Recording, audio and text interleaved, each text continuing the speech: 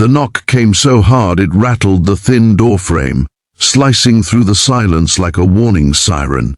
At exactly midnight, when the world feels most fragile, Arman Hale froze in the middle of his small living room, his heart slamming against his ribs as if it already knew this moment would change everything.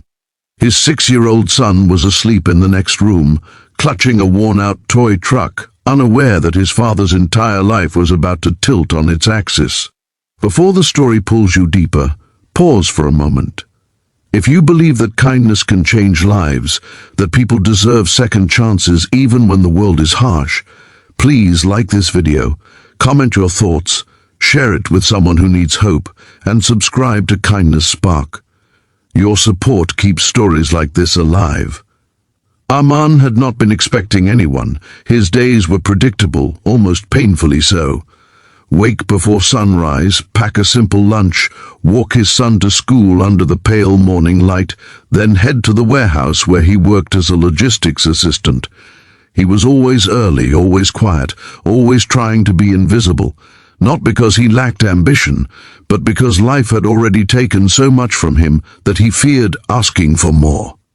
His wife had passed away 3 years earlier after a sudden illness, leaving him alone with a child too young to understand why his mother never came back.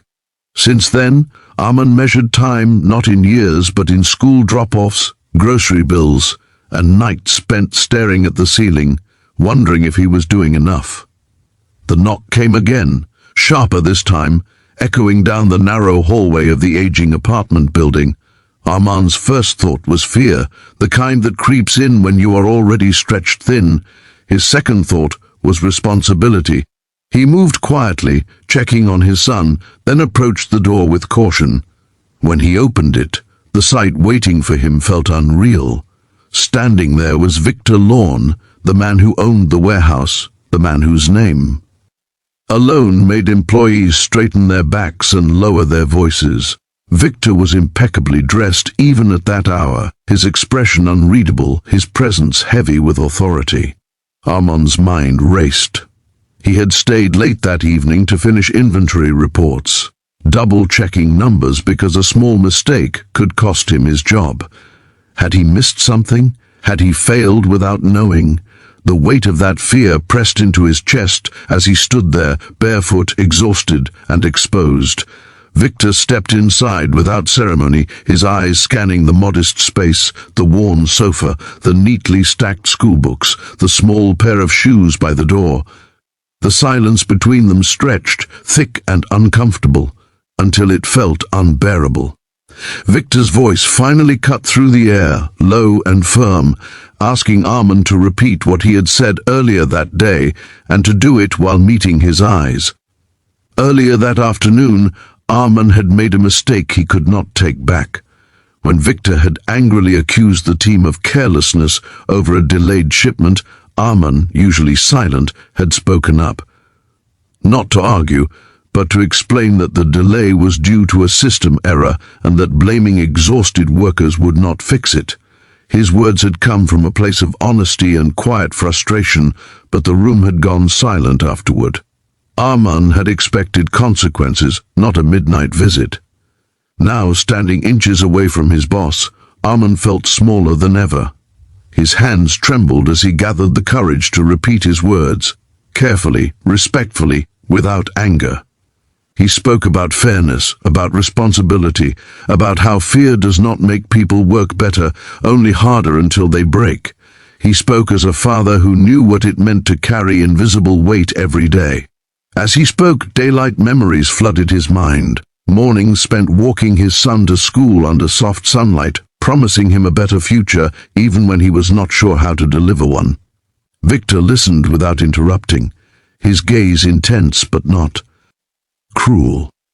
When Arman finished, the room fell silent again. Then something unexpected happened. Victor's shoulders sagged slightly, as if he had been holding up more than just his own authority. He looked around once more, this time slower, taking in the life Arman lived.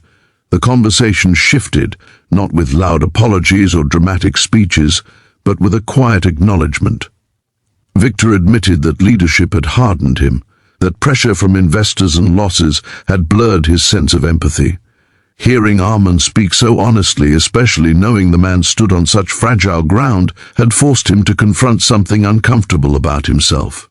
As dawn approached, the night's tension slowly eased. Victor left without promises or threats, only a thoughtful nod that lingered in Armand's mind long after the door closed. Sleep did not come easily, but when morning light finally spilled through the curtains, Armand rose as he always did.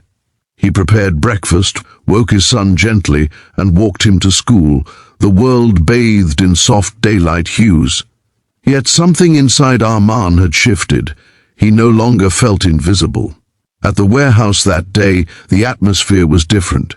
The usual tension was replaced with cautious curiosity.